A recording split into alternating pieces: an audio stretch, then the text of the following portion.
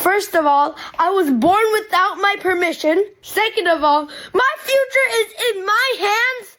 Like, what am I supposed to do with it? I'm cooked. I'm cooked, bro. Well, yeah, isn't this pretty much all of us? The insight this kid shows, we all relate to it a little too much. So let's think about this for a moment. Humans, what are we? Just thrown into the universe, onto this floating rock.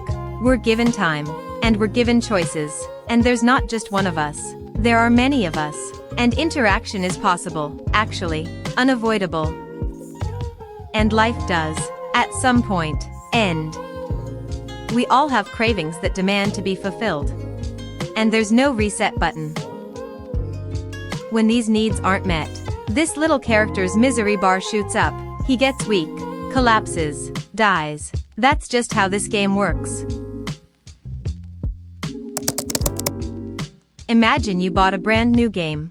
Of course you'd open the quest menu, right? With the time and resources you have. You want to finish something, get an ending. But, there are no quests. What, a bug in the system? Well, whatever. Since dying is bad, let's just max out these needs first. This clueless character here is Bob, your character.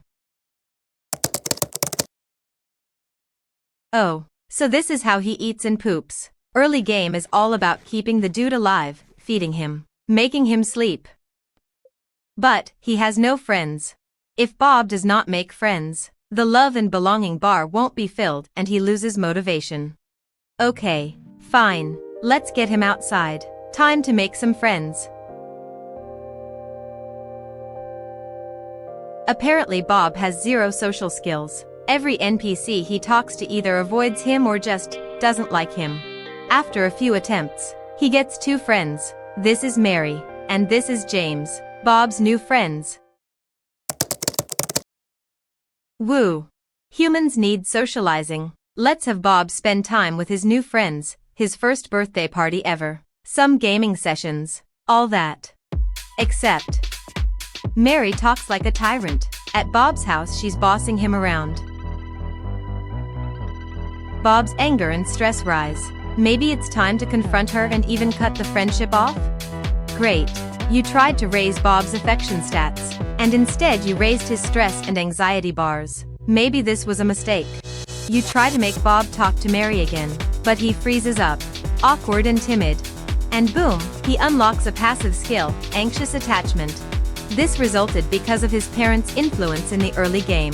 And nope, this stupid game has no rewind button.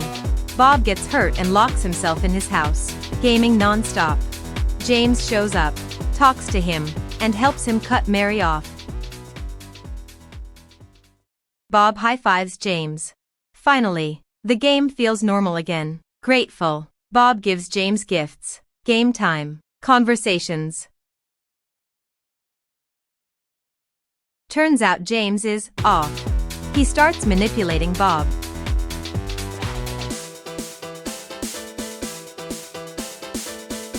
When Bob is with James, stress, anxiety, and depression skyrocket. Love belonging bar barely rise. When he's alone, he seems happiest gaming.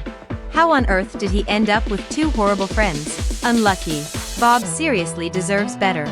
Let's trigger a big fight and kick James out of Bob's house. Sometimes the solution is just not seeing the person.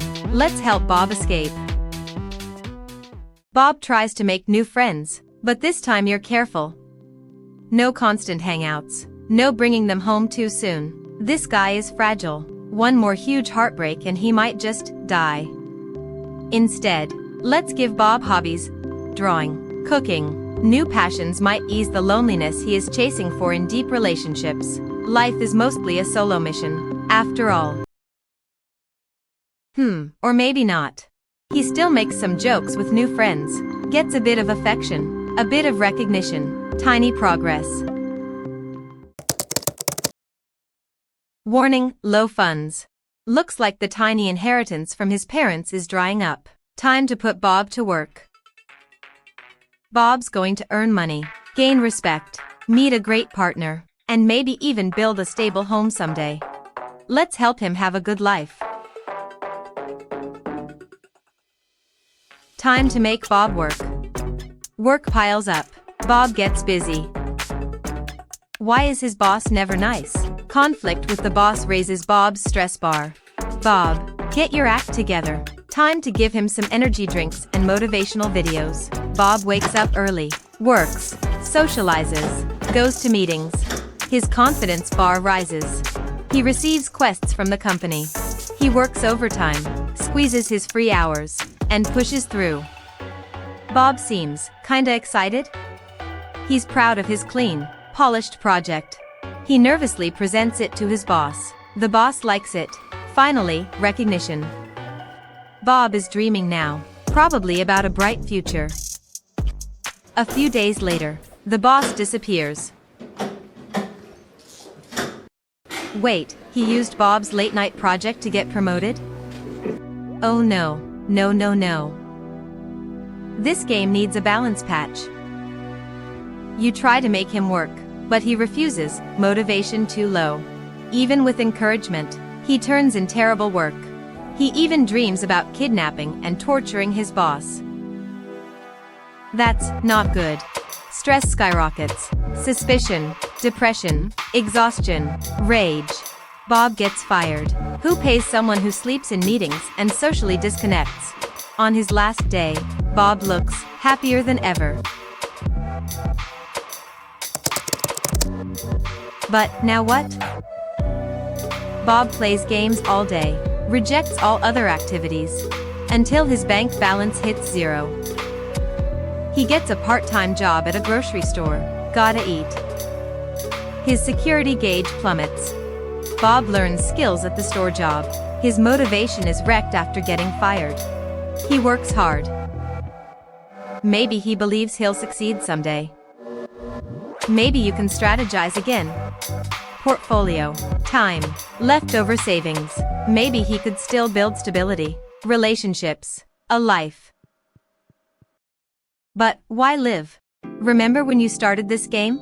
You never got a quest. No hint about the ending. You just assumed the desire bars meant something and kept filling them. No one ever told you that was the answer. But you and Bob believed it anyway. You think to yourself, the desire bars never stay full. They rise, fall, loop endlessly. I've gotten hurt trying to fill them. I just didn't want Bob to be unhappy. He tried so hard. But life never cooperated. So what's the point of this game? What am I trying to do? You stare at Bob reflected on the screen. And you turn the game off. Game over. Or is it?